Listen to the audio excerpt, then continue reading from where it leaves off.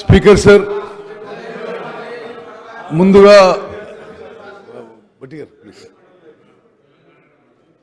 ప్రభుత్వానికి ఇరిగేషన్ సెక్టార్పై శ్వేతపత్రం శాసనసభలో చర్చించడానికి అవకాశం బుక్ ఇచ్చేసారు.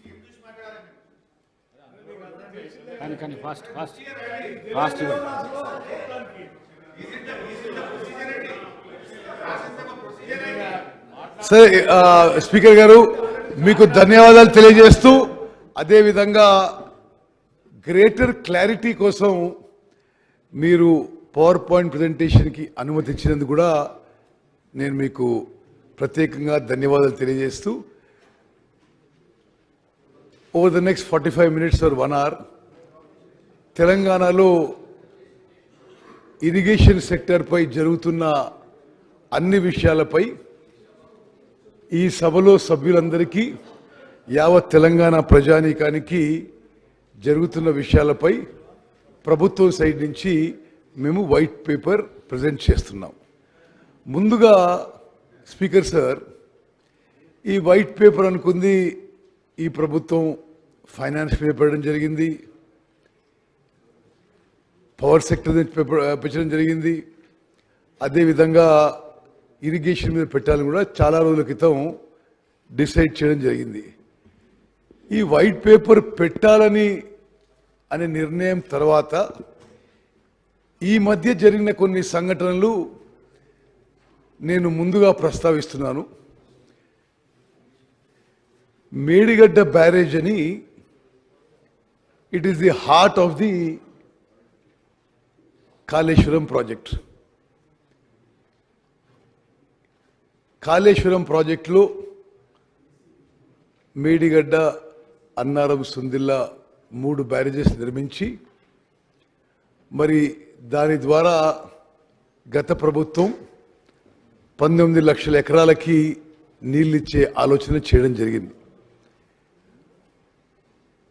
దురదృష్టవశాత్తు గత ప్రభుత్వం హయాంలో నిర్మించిన Medigadda barrage poor design, poor construction, poor O and M వల్ల సీరియస్ డిఫెక్ట్స్ డెవలప్ అయి ఈరోజు ఆ 3 బ్యారేజ్ల మరి వాటర్ స్టోరేజ్ కానీ ఆ బ్యారేజ్ల విషయంలో ఏ విధంగా ముందుకు పోవాలో ఈ ప్రభుత్వం నేషనల్ డ్యామ్ సేఫ్టీ అథారిటీని అప్రోచ్ అయిన విషయం కూడా శాసనసభ ద్వారా యావత్ రాష్ట్రానికి తెలియజేస్తున్నాం.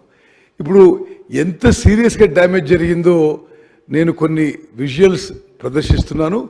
ఇది మేడిగడ్డ బ్యారేజ్ పై ఆ రోడ్డు ఏ విధంగా కుంగిపోయిందో ఈ విజువల్లో చూడొచ్చు. ఒకటి స్ట్రైట్ ఫార్వర్డ్ ఫోటోగ్రాఫ్, ఒకటి సైడ్ నుంచి తీసుకున్న ఫోటోగ్రాఫ్.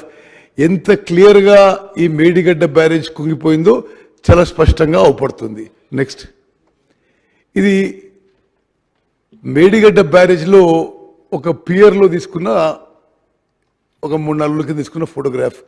ఏ విధంగా కట్టిన 3 ఏళ్లకే పూర్తిగా కొలాప్స్ స్టేజ్ వచ్చిందో ఈ ఫోటోగ్రాఫ్ ద్వారా మరి చాలా స్పష్టంగా సభ్యులందరికీ నేను మనవి చేస్తున్నా.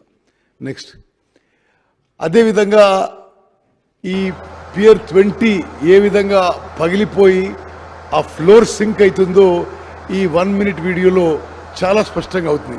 కింది నుంచి పై వరకు కూడా పూర్తిగా పగిలిపోయిన విషయం నేను మరి సభ్యులందరికీ కూడా జాగ్రత్తగా గమనించవలసిందిగా విజ్ఞప్తి చేస్తున్నాను.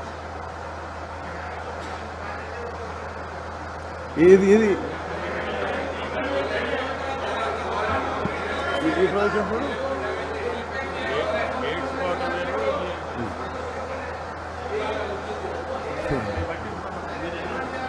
ఓకే సరే, ఎంత సీరియస్ డ్యామేజ్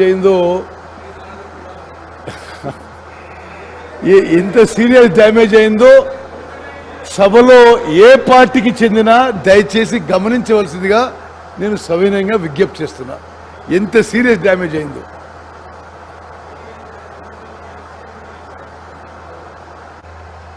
చూడండి అది ఎంత సీరియస్గా 100 ఏళ్ళు ఉండాల్సిన ఈ బ్యారేజు 3 ఏళ్లలో ఎట్లా కుప్పకూలిపోతుందో దయచేసి గమనించవలసిందిగా నేను విజ్ఞప్తి చేస్తున్నాను.